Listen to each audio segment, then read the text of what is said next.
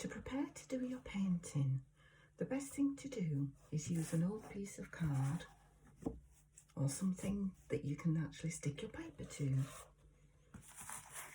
It's usually best to use paper that's relevant for the painting that you use. I'm actually using watercolour paper, but it's still alright for using for acrylic paints. So in preparation, the best thing to do with your paper and a roll of masking tape. And what we do is we just mask the edges of the paper onto the board, and this helps to keep the painting in place and stops the paper from lifting or moving once you apply the paint.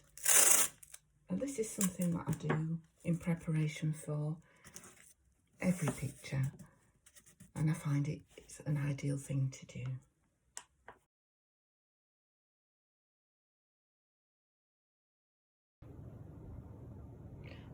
Once the paper's stuck to the board, we need to prepare the paint ready for doing the background. I find the easiest thing to use for mixing paints is just cheap paper plates, which can be bought from any cheap shop. Acrylic paints themselves come in various different sizes, from the small tubes to the larger tubes. To be honest, when I first started, I just got a cheap pack of small tube paint already coloured.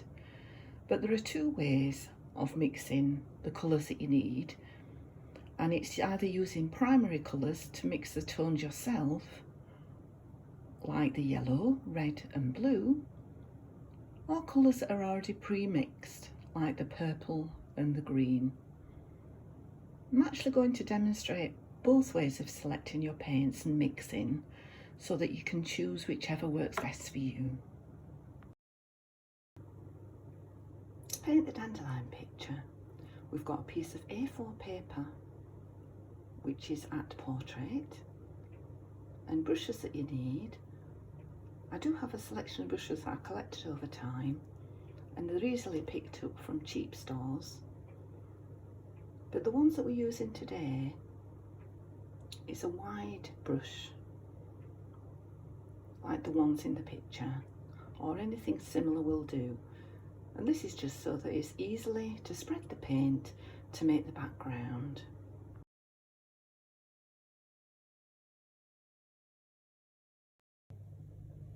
Starting with the purple, we just need to mix some blue and red and make various different shades on the paint. So I usually put a couple of splodges, and it's quite simple to do. Just add a bit of red.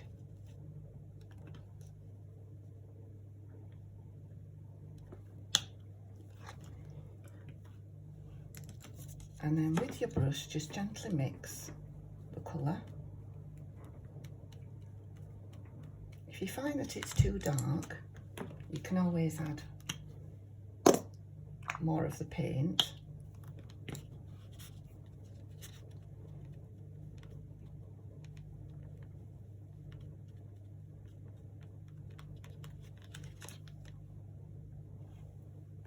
Or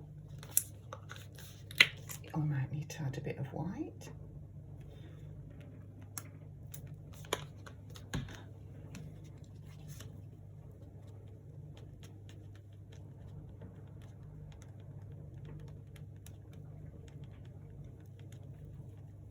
I appreciate that mixing paint is something that's relatively new to a lot of people, but it's just a case of practicing and adding different amounts of paint until you're happy with the final shading.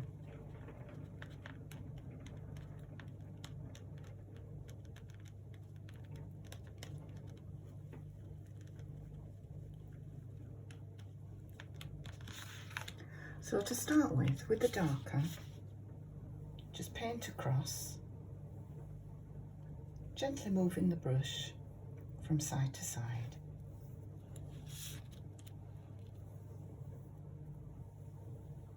It doesn't matter if it goes different shades and tones because it adds to the effect of the background.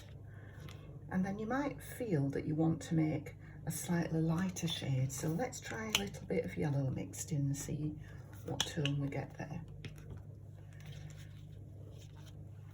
Just have some water handy just to rinse your brush in between. Let's see what tone we get this time. It's always a surprise because you never know quite what you're going to get, but that's fine. It's all part of learning. I might need to add a bit more ready tone. Oops. Try not to get your paint to fall.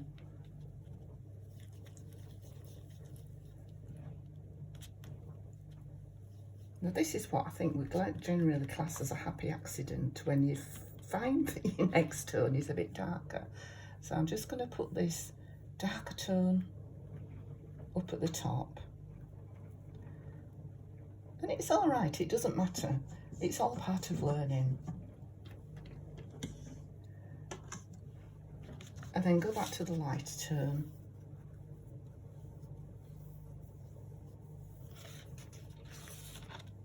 I think I'll add a bit more white so that we've got a lighter shade for the bottom.